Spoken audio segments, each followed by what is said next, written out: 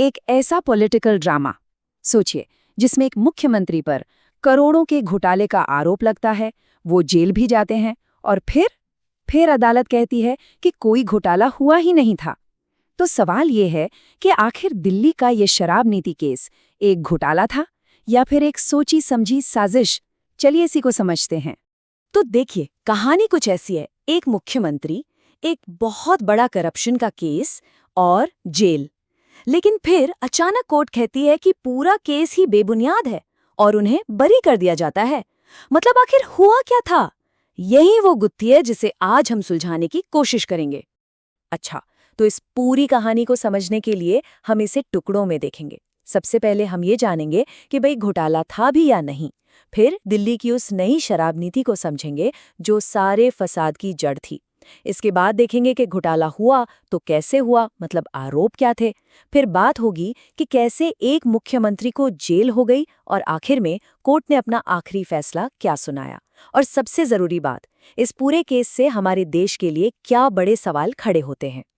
तो चलिए कहानी शुरू करते हैं, लेकिन शुरुआत से नहीं बल्कि क्लाइमैक्स से, उस एक फैसले से जिसने पूरी कहानी को ही पलट कर रख दिया। और यही तो इस कहानी का सबसे बड़ा सस्पेंस है।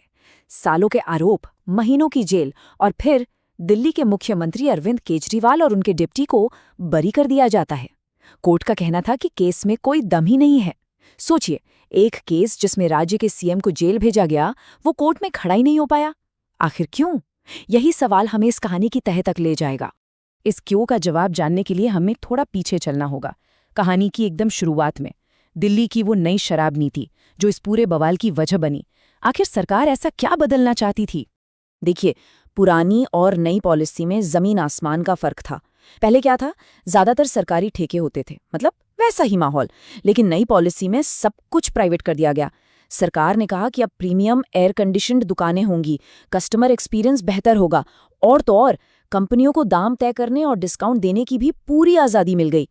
यहाँ तक कि साल में जो 21 से ज्यादा ड्राई डे होते थे, उन्हें घटाकर सिर्फ 3 कर दिया गया। मतलब एक बड़ा बदलाव था ये।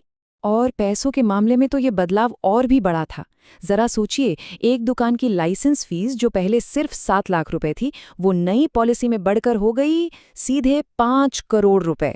और ये तो सिर्फ बेस प्राइस था। कुछ दुकानों की नीलामी तो 30 करोड़ तक में हुई।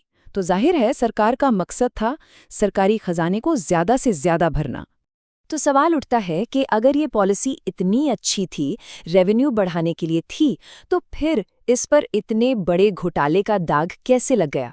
चलिए अब देखते हैं कि जांच एजेंसियों ने यानी प्रोसिक्यूशन ने क्या कहानी बताई। देखिए, प्रोसिक्यूशन की कहानी 3 हिस्सों में बंटी थी। पहला, साजिश। आरोप ये था कि ये पॉलिसी बनाई ही इसलिए गई थी ताकि साउथ के कुछ खास प्राइवेट प्लेयर्स को फायदा पहुंचाया जा सके। दूसरा, रिश्वत। इसके बदले में इन प्लेयर्स ने कथित तौर पर आम आदमी पार्टी को 100 करोड़ रुपए कैश में दिए। और तीसरा, मनी लॉन्ड्रिंग। आरोप था कि फिर इसी पैसे का इस्तेमाल पार्टी ने गोवा में अपने इलेक्शन कैंपेन में किया। तो कुल मिलाकर जांच एजेंसियों के आरोप 2 बड़े नंबर्स पर टिके थे। एक, 100 करोड़ रुपए की रिश्वत, और दूसरा, इस पूरी पॉलिसी की वजह से सरकार को हुए 500 करोड़ रुपए के नुकसान का दावा। जाहिर है ये आरोप बहुत बहुत संगीन थे। और जब आरोप इतने गंभीर हों तो इसका असर सिर्फ कोर्ट तक तो सीमित नहीं रहता। इन आरोपों ने दिल्ली की सियासत में एक जबरदस्त भूचाल ला दिया और इसके जो नतीजे हुए वो इससे पहले कभी नहीं देखे गए थे। ये टाइमलाइन देखिए, चीजें कितनी तेजी से आगे बढ़ीं। अगस्त 2022 में सीबीआई ने केस दर्ज किया और जांच शुरू हुई।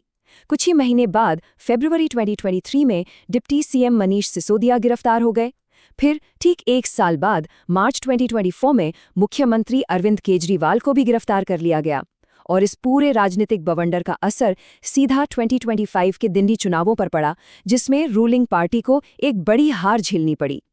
और ये कोई छोटी मोटी बात नहीं थी, ये भारतीय राजनीति के इतिहास में एक बहुत बड़ा मोड़ था।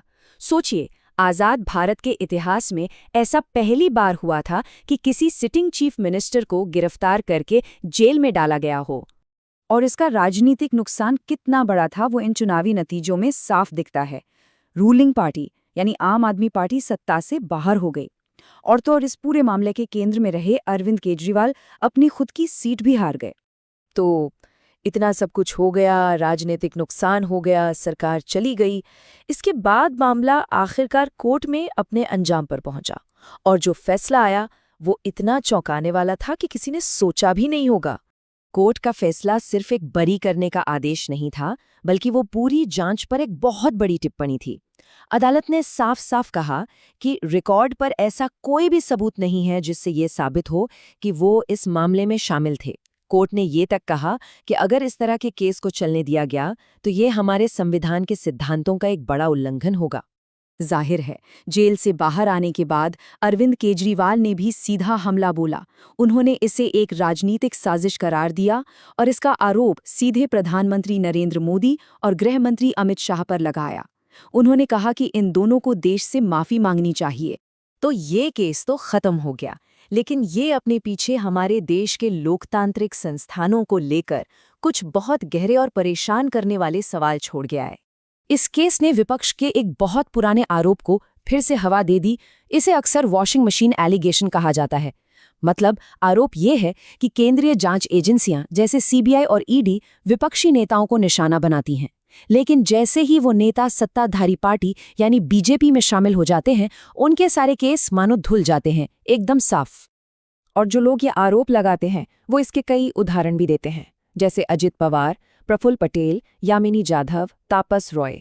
ये वो कुछ नाम हैं जिनके बारे में कहा जाता है कि जब तक ये विपक्ष में थे इन पर जांच चल रही थी, लेकिन जैसे ही इन्होंने पाला बदला वो जांचें या तो ठंडी पड़ गईं या फिर बंद ही हो गईं। और यहीं से वो सबसे बुनियादी सवाल खड़ा होता है, क्या हमारे देश की सबसे बड़ी जांच एजेंसियों का इस्तेमाल राजनीतिक हथियार के तौर पर हो रहा है?